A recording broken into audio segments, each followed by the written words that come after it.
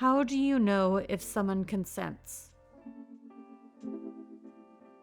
They'll tell you if they are not Yeah, consenting, they should then tell. they don't want to have sex. Like if Then I'm having don't sex do it. with someone, That's if I'm having sex yeah. with someone, then they aren't consenting. Then Yeah. they won't want to have sex with me. There was one time when that I was going to have sex with someone and they weren't feeling it. So they told me, you know what? I'm not comfortable. I have to stop and leave it at that. And I was okay with that. I mean, we're still like good friends because we could respect each other's boundaries, and That's they could tell beautiful. me, hey, I'm not comfortable having sex right now. Because I'm autistic, I couldn't read their body language, so they had to verbally tell me what's going on. And you can't read the person's mind, so you have to ask. No.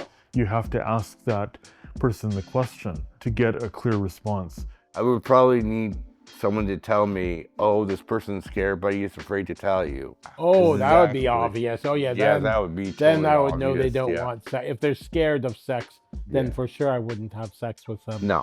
That's understandable. Yeah. Yeah. Understandable.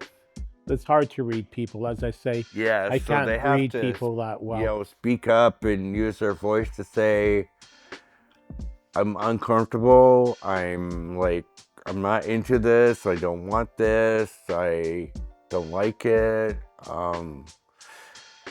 If they can't speak, then that's a different conversation, because then you would need like their helper to tell you.